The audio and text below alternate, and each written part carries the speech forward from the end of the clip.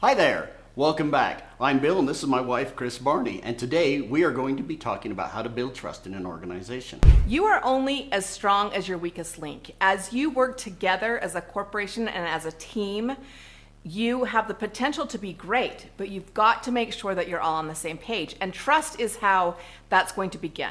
A lack of trust can resemble cancer in an organization that will just eat away at your organization from the inside. Today we're going to be talking about 4 points on how you can build trust in an organization. Make sure and stick with us to the end. We have a free gift for you, and it's helped a lot of organizations that have a business just like you. We have been entrepreneurs for 37 years, working with organizations to inspire, impact, and influence leaders and teams to help them to be able to adapt, grow, and thrive. And we want to be able to help your team and your group of leaders. You get to really get to know them. Empathy is huge, especially in corporate. Empathy has become a big thing. And especially this last year with the pandemic and with everything that we've faced, empathy has never been so big in our need to connect with people and for us to work through that emotional investment that we have and that we need to get invested in that person. We really have to be a part of that. Well, and empathy is to feel what the other person feels instead of just look at it from your point of view all the time. Try to see it from their point of view. And as you do that, they will really see that you care and you are invested in them, and you will get much more productivity from your organization. Well, and they'll begin to trust you. When you know what's happening in their life and you know what they're going through, they start to trust you and they start to really connect, and they want to do things differently. They want to trust you, and they learn to trust that you're a safe place for them and that works really well together. Can you think of a time when you had a leader that really knew you, that you felt like had a lot of empathy, really knew what was going on for you? I would love for you to put it in the comments below. We would love to go back and read all of those answers, and when you had a leader that really knew you and you felt that you could trust them. Point number 1 is emotional investment. Do they know you care? Because nobody cares how much you know until they know how much you care. If they don't know that you care, you've lost them. You can't work with people like that. Okay, the second point that we would like to share is to create a safe place. Well, and what we mean by a safe place is that you feel safe no matter what you're doing. If you're sitting around that conference table and you're giving ideas, you need to feel safe. You need to feel like that when you give a suggestion that it's safe, even if it's a dumb suggestion or if it's not quite what everybody else thinks it might be. You need to feel safe, and you need to be able to have collaboration together and bring your ideas forth.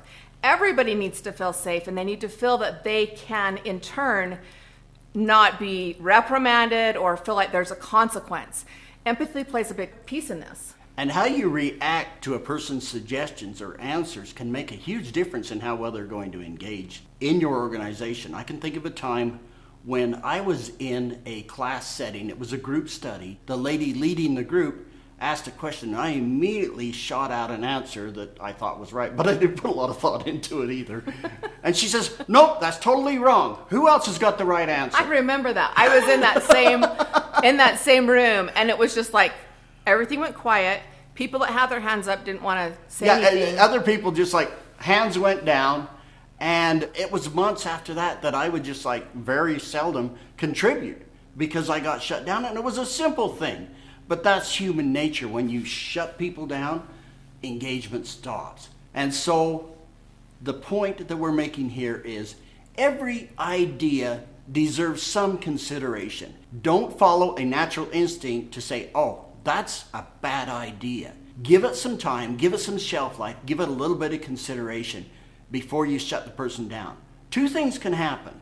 1, you might find out they have a brilliant idea and you just hadn't considered it. The second thing that definitely will happen is they will feel safe to always bring up their ideas and not feel that they're going to be ridiculed, shut down, or diminished in the eyes of the other people in the group. When you say things like, "We've already tried that," when you shut them down, it always ends in lack of creativity, lack of continuation. And so that creating that safe place and making sure everyone feels safe is fantastic to get trust going back and forth between everyone. So your organization, think of it as driving your car. You got the fat pedal and the skinny pedal. You push the fat pedal and things come to a screeching halt. You push the skinny pedal and things go faster. What we're working on is keeping our foot on the skinny pedal. Point 3 is reliable and dependable. Are you dependable? Can people depend on you? Can they rely on you to do what you say and do your part in the organization? Do you follow through on what you say you're going to do? Do you stay the course so that they can depend on you? Because that is one huge thing in trust. If they assume that whatever you say isn't going to happen, there is no trust in the organization. Again, you're putting your foot on the fat pedal when you are not dependable. Well, and part of being dependable is being honorable and being reliable. I had a leader when I was in a position, and I would go and do all these activities and all these things that needed to be done, and then the leader would go to the next meeting and he would take all the credit. When he reported to his superiors, it was all everything that he had done. Nobody in his organization did anything. It was him doing it all. And he was actually not telling the truth by saying, oh yeah, I went to this and we had this conversation and we did this report and we did this. And it had all been what I had been doing. And I immediately did not believe I could trust him. He wasn't dependable to me. He wasn't reliable, because it was always that he took credit for what was happening and he would give answers that he didn't really know the answer to because he wasn't there. So make sure that you are building that trust on being dependable and reliable, and having that relationship so that people can count on you and trust you. Before we go to the 4th point, I just want to have you subscribe. So point number 4 that we would like to share with you is have a game plan, a clear and concise goal, something to shoot for.